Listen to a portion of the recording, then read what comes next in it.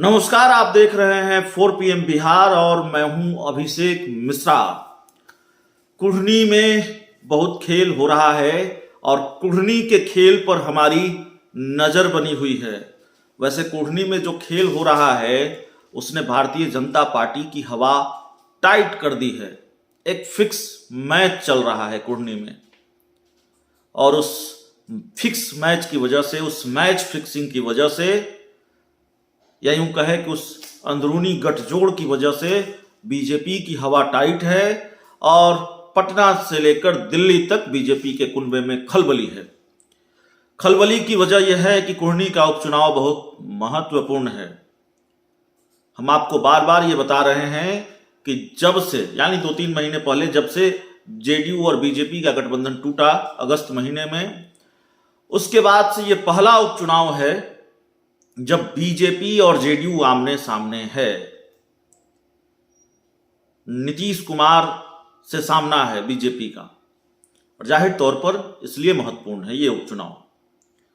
ये उपचुनाव इसलिए भी महत्वपूर्ण है कि इससे पहले जो 2 उपचुनाव हुए, मोकामा और गोपालगंज, उसमें एक एक सीट आरजेडी और एक सीट बीजेपी को मिला, एक सीट महागठबंधन, एक सीट एनडीए। तो मैच ड्रा रहा।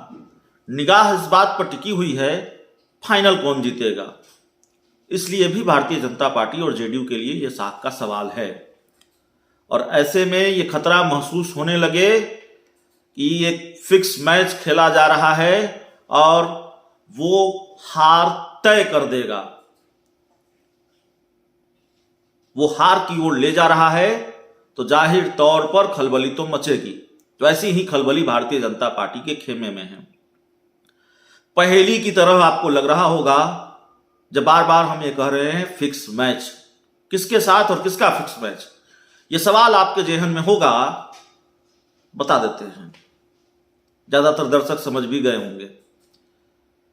बिहार की राजनीति में इन दिनों जो कुछ भी चल रहा है उसको समझना बहुत मुश्किल भी नहीं है। मुकेश सहनी, बिहार सरकार के पूर्व मंत्री और वीआईपी पार्टी के संस्थापक, उन्होंने अपने उम्मीदवार नीलाप कुमार को उतार दिया है कुढ़नी से। जातीय समीकरणों का भी बड़ा ध्यान रखा है। भूमिहार जाति से है नीलाप कुमार, उनके दादा 4 बार के वहां के विधायक रहे और मुकेश सहनी खुद सहनी समाज से आते हैं। तो जाहिर है जातीय समीकरणों का ख्याल रखा। मुकेश सहनी पर आरोप यह है कि वो जेडीयू के लिए बैटिंग कर रहे हैं, वो नीतीश कुमार की गोद में बैठे हुए हैं। भारतीय जनता पार्टी आरोप लगा रही है। राजनीति के कुछ जानकार भी यही मानते हैं। बीजेपी के आरोपों में दम तो है। राजनीति की ये जानकार मानते हैं, राजनीति के जानकार मानते हैं बहुत नुकसान नहीं है जेडीयू को मुकेश सहनी के चुनाव लड़ने से, बल्कि फायदा ही है। मुकेश सहनी अगर चुनाव लड़ते हैं वो नुकसान भारतीय जनता पार्टी को ही पहुंचाएंगे और इसीलिए माना जा रहा है कि मुकेश सहनी और जेडीयू के बीच एक फिक्स मैच चल रहा है और इस फिक्स मैच की वजह से भारतीय जनता पार्टी हार की तरफ बढ़ रही है। भारतीय जनता पार्टी के खेमे में खलबली है। अब एक मुश्किल हो तो बताई जाए। दूसरी मुश्किल यह है कि मोकामा और गोपालगंज में चिराग पासवान का साथ तो भारतीय जनता पार्टी को मिला, कुढ़नी में मिलता हुआ दिख नहीं रहा है। एक बयान आया बीजेपी के प्रदेश अध्यक्ष डॉक्टर संजय जायसवाल की तरफ से और उस बयान ने चिराग पासवान को नाराज कर दिया, उनकी पार्टी को नाराज कर दिया है। इसलिए न तो चिराग पासवान अब तक कुढ़नी गए हैं, जबकि उनके चाचा पशुपति कुमार पारस, जो एनडीए के एक और घटक दल हैं, उनके अध्यक्ष हैं, केंद्र में मंत्री हैं, वो लगातार कुढ़नी जा रहे हैं, कुढ़नी में प्रचार कर रहे हैं। चिराग पासवान नदारत है, नहीं दिख रहे कुढ़नी में, उनकी पार्टी के नेता नहीं दिख रहे। तो चिराग पासवान का साथ मोकामा और गोपालगंज में बीजेपी को मिला, लेकिन संजय जायसवाल के बयान की वजह से कुढ़नी में नहीं मिल रहा है। नाराज बताए जा रहे हैं चिराग पासवान। अब कुछ समय बाकी है, बहुत कम दिन बाकी है। चिराग पासवान जाएंगे नहीं जाएंगे ये देखना होगा। तो बीजेपी की मुश्किलें लगातार बढ़ गई हैं और खासकर ये जो जेडीयू और मुकेश सहनी के बीच का, नीतीश कुमार और मुकेश सहनी के बीच का जो फिक्स मैच है, दोनों के बीच का जो अंदरूनी गठजोड़ है, अंदरूनी गठजोड़ इसलिए कि आधिकारिक तौर पर मुकेश सहनी महागठबंधन का हिस्सा नहीं है, वो अभी किसी राजनीतिक खेमे का हिस्सा नहीं है, लेकिन उनका झुकाव तेजस्वी यादव की तरफ, महागठबंधन की तरफ दिखता है, खासकर नीतीश कुमार की तरफ तो बिल्कुल दिखता है। ऐसे में बीजेपी यह आरोप लगा रही है कि मुकेश सहनी नीतीश कुमार के इशारे पर वहां चुनाव लड़ रहे हैं और नीतीश कुमार की गोद में खेल रहे हैं। और हमने कहा राजनीति के कई जानकार भी ये मानते हैं कि मुकेश सहनी को हथियार बनाकर जेडीयू इस्तेमाल कर रही है और मुकेश सहनी जेडीयू को फायदा पहुंचाने के लिए ही वहां चुनावी मैदान में उतरे हैं। लड़ाई त्रिकोणीय हो गई है, जीत किसी की भी हो सकती है। ये नहीं कहा जा सकता मुकेश सहनी सिर्फ जेडीयू को फायदा पहुंचाने के लिए उतरे हैं, जीत भी सकते हैं। एक तरफा लड़ाई नहीं है, लड़ाई में बीजेपी भी है, लड़ाई में मुकेश सहनी भी हैं और लड़ाई में जेडीयू भी है।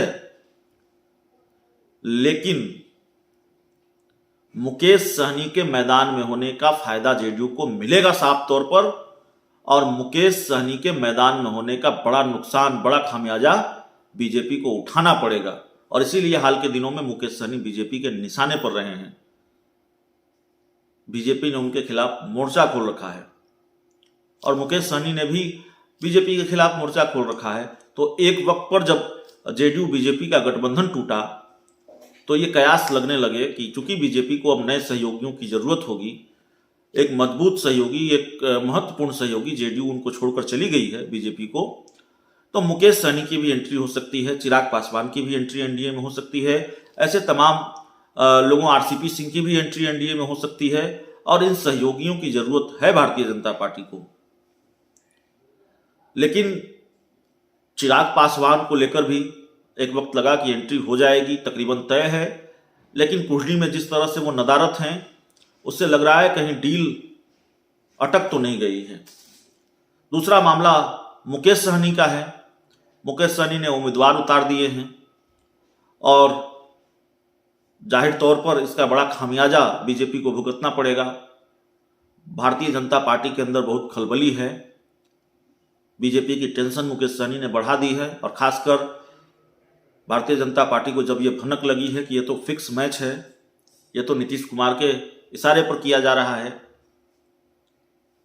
और अगर इसका फायदा जेडीयू को मिलता है, जो कि मिलता हुआ नजर आ रहा है, भारी नुकसान बीजेपी को होता है जो कि होता हुआ नजर आ रहा है, तो जाहिर तौर पर मुकेश सहनी और बीजेपी की दुश्मनी का रंग और गाढ़ा होगा और बीजेपी संभावित नुकसान के खतरे को भांप रही है।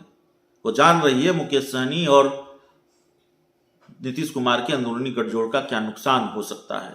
बहुत खलबली है और ये बड़ा खेल है मुकेश सहनी और नीतीश कुमार का बीजेपी के खिलाफ। इस रिपोर्ट में, इस खबर में इतना ही।